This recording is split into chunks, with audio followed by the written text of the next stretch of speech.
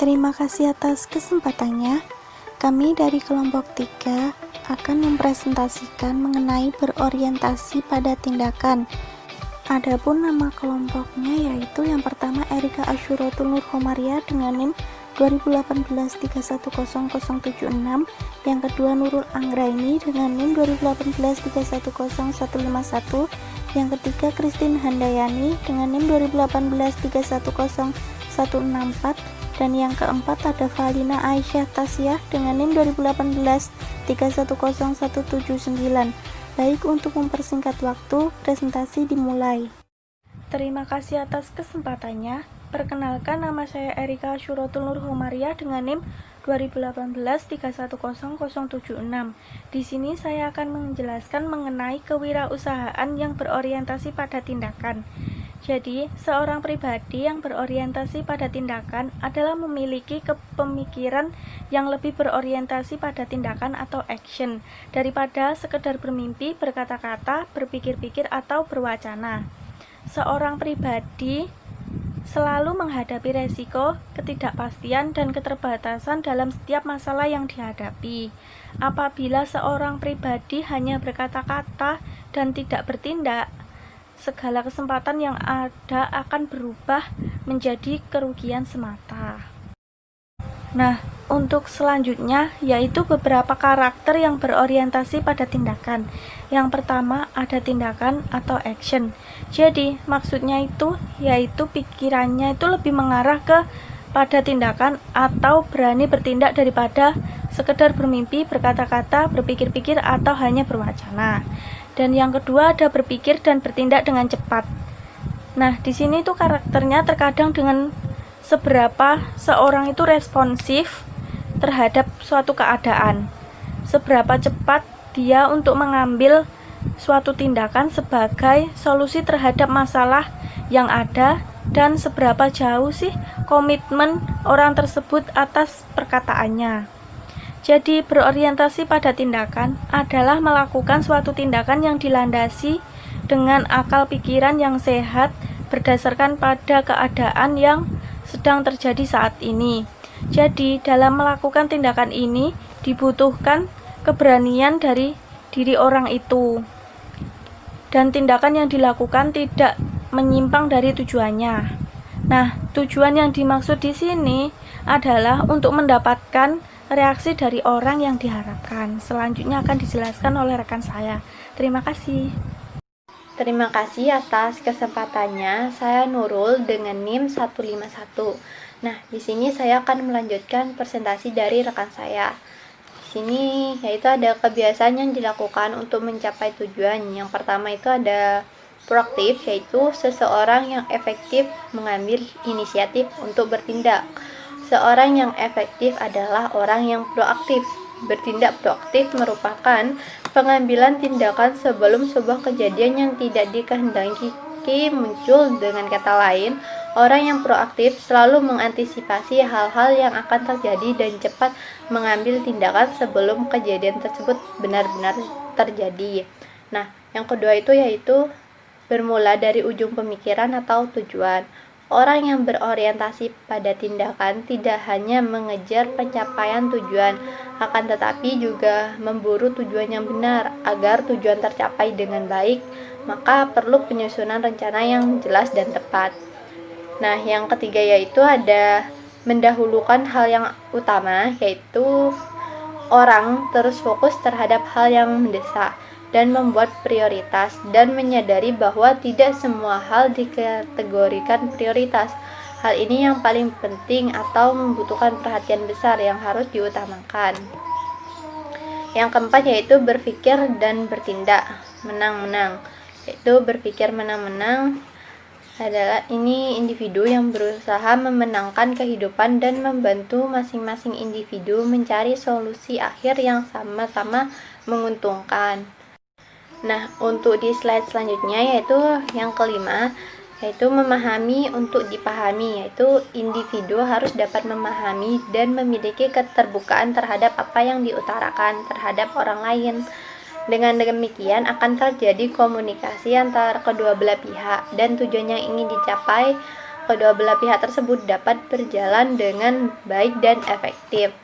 Nah, yang keenam yaitu ada sinergi, yaitu seseorang harus mencari sinergi. Maksudnya di sini yaitu total yang lebih besar dari penjumlahan elemen-elemen tunggalnya. Contohnya sendiri yaitu misalnya Adam dan Bani. Adam bekerja di sebuah perusahaan dengan gaji sebesar 5 juta dan Bani juga bekerja di sebuah perusahaan dengan gaji 5 juta juga. Nah, maka jika dijumlahkan sama dengan gaji Bani dan gaji Adam yaitu 10 juta. Nah, itulah yang disebut dengan sinergi. Yang ketujuh ada menajamkan ketahanan, fleksibilitas, dan kekuatan. Nah, kebiasaan ini berkaitan dengan upaya yang dilakukan oleh seseorang untuk melatih ketahanan, fleksibilitas, dan kekuatannya. Upaya yang dapat dilakukannya yaitu ada memberi makanan pada jiwa melalui kegiatan-kegiatan spiritual, hidup yang seimbang, melakukan meditasi, atau bisa juga dengan membaca buku self-help yang membangkitkan semangat dengan kata-kata yang memotivasi. Nah, yang terakhir yaitu ada menemukan keunikan pribadi dan membantu orang lain menemukannya. Nah, maksudnya di sini yaitu mengenal potensi yang dimiliki seberapa besar yang tersebar. Nah, di sini yang terakhir yaitu menemukan keunikan pribadi dan membantu orang lain menemukannya. Maksudnya di sini yaitu mengenal potensi yang dimiliki yang terbesar di antara keempat elemen ini. Yang pertama itu ada mind atau pikiran, tubuh, hati, dan jiwa. Jika pemikiran terus dikembangkan dan visi yang hebat dapat dirumuskan, maka hal tersebut dapat memampukan seseorang untuk mengembangkan potensi terbesar. Hal ini berlaku jika orang lain membantu menemukan keunikan pribadi. Nah, di slide selanjutnya yaitu karakteristik kegagalan seorang wirausahawan. Yang pertama yaitu ada mencari alasan. Banyak orang gagal karena sering kali membuat alasan, sementara alasan yang paling umum orang gunakan ketika tak mampu mencapai tujuan ialah kehabisan waktu. Yang kedua yaitu ada suka menyalahkan orang lain, yaitu setiap profesi apapun, baik pengusaha, karyawan, pejabat, atau lainnya, ketika mereka merasa gagal terhadap usahanya dan menyalahkan pihak lain, maka bisa dipastikan dia akan menjadi orang yang tak akan pernah berhasil. Yang ketiga yaitu ada tidak jujur, yaitu kecurangan. Merupakan bagian ketidakjujuran. Memuji seseorang untuk menyembunyikan kritik terhadap orang itu sama saja memperburuk keadaan. Yang keempat yaitu ada malas, yaitu orang yang gagal adalah orang yang pemalas. Sering datang terlambat, tidak suka membaca, dan tidak suka bekerja keras. Itu adalah sifat yang kurang baik sehingga dapat membawa Anda ke jurang kegagalan. Nah, selanjutnya untuk slide selanjutnya akan dijelaskan oleh rekan saya. Sekian, terima kasih. Assalamualaikum warahmatullahi wabarakatuh. Sebelumnya terima kasih atas kesempatannya.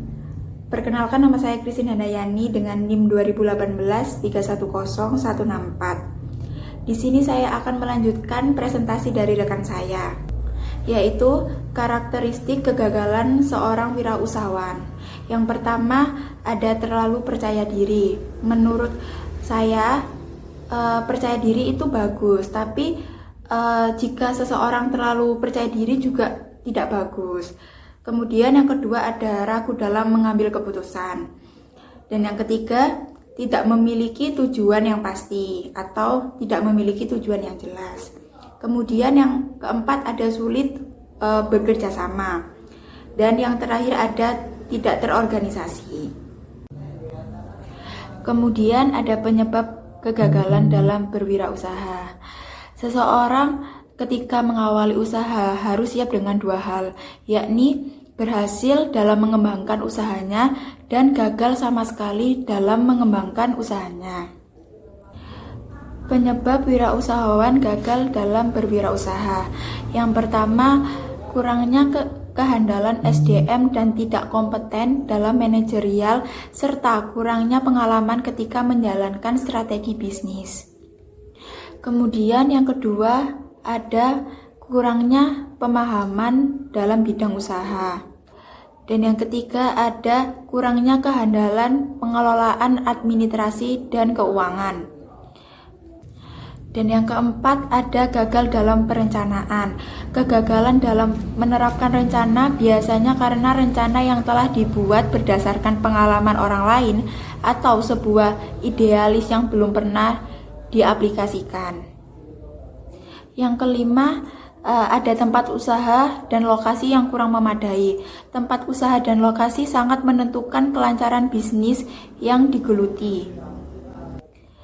Yang keenam, adanya kurangnya pemahaman dalam penggandaan, pemeliharaan, dan pengawasan bahan baku dan sarana peralatan.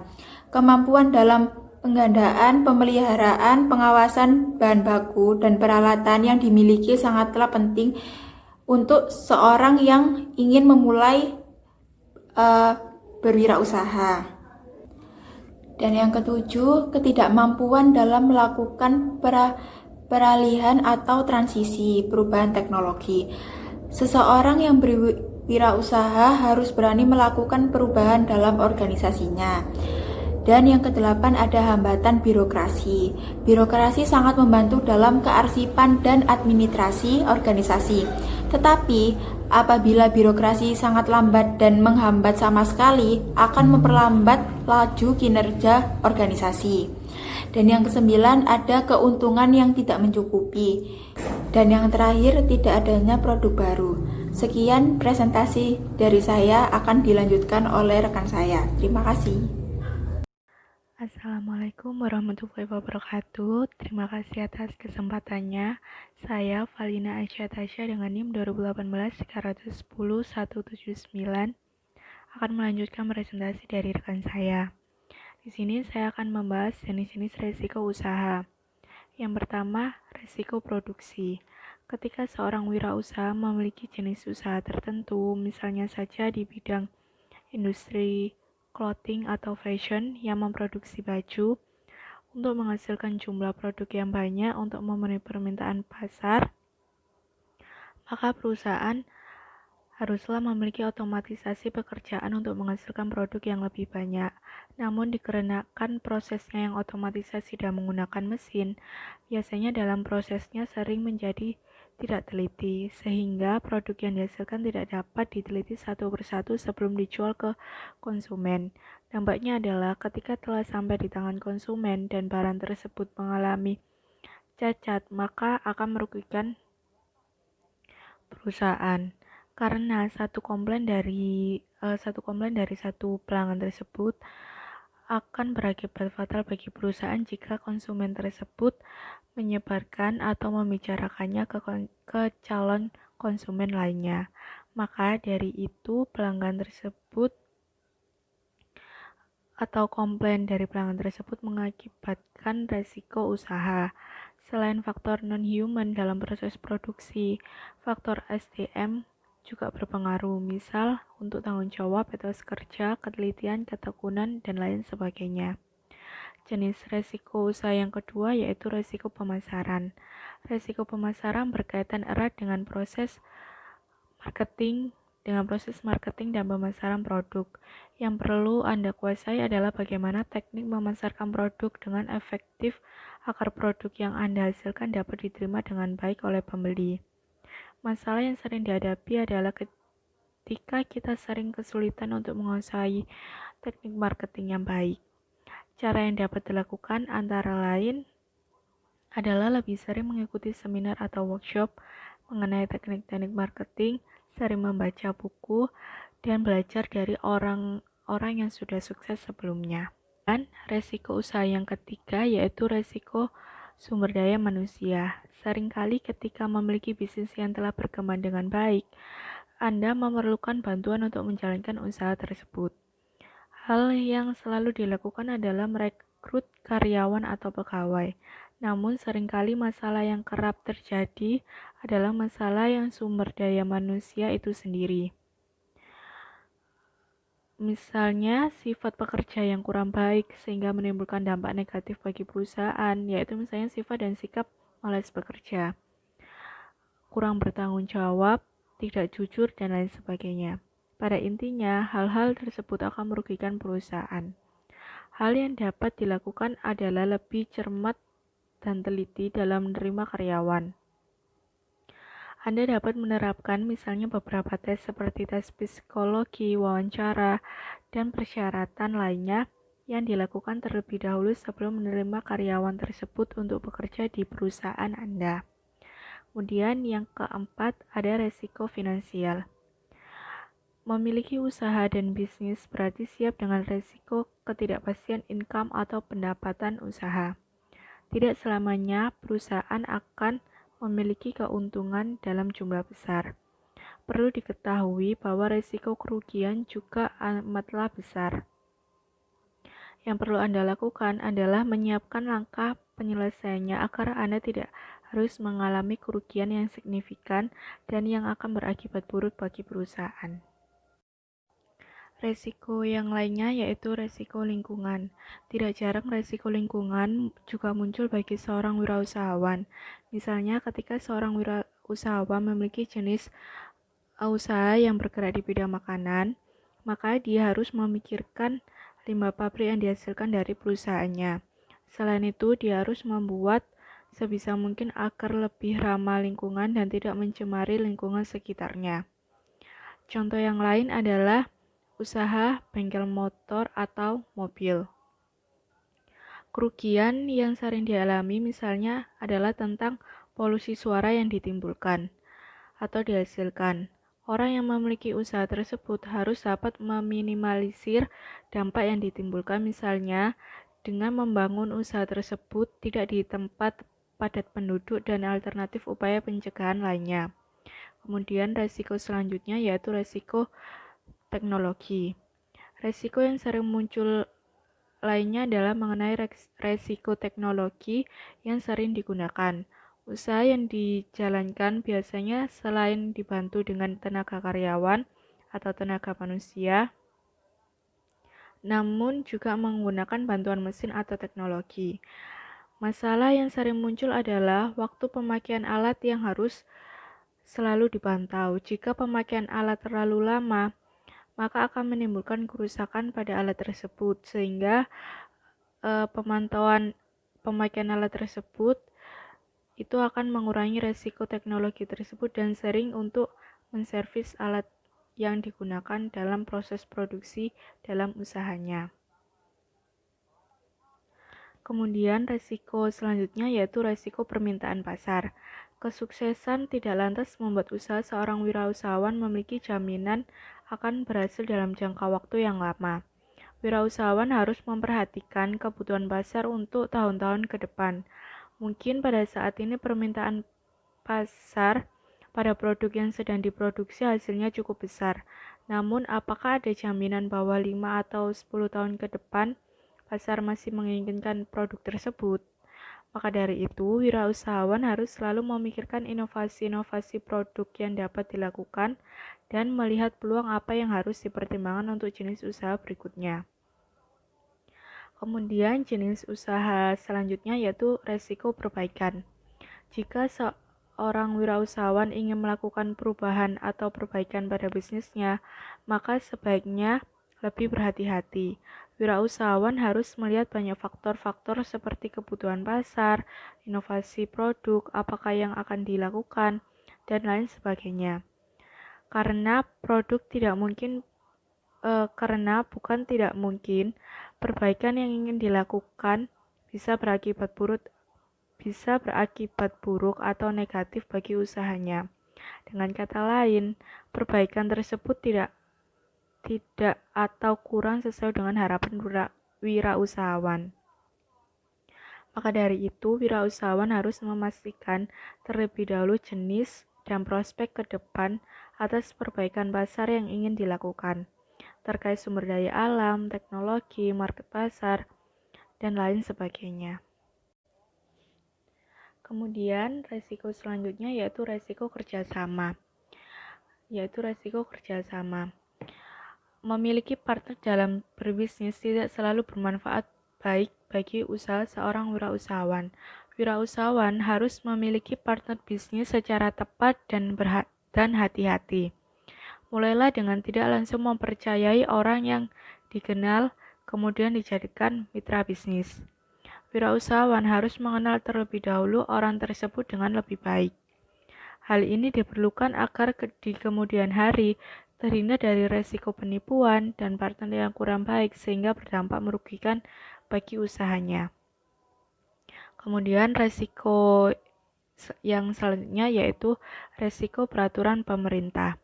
Sebagai warga negara yang baik, sudah seharusnya kita mentaati peraturan pemerintah dan hukum yang berlaku saat ini. Terkait dengan usaha yang dijalankan, kita juga harus mempertimbangkan usaha kita tersebut aman.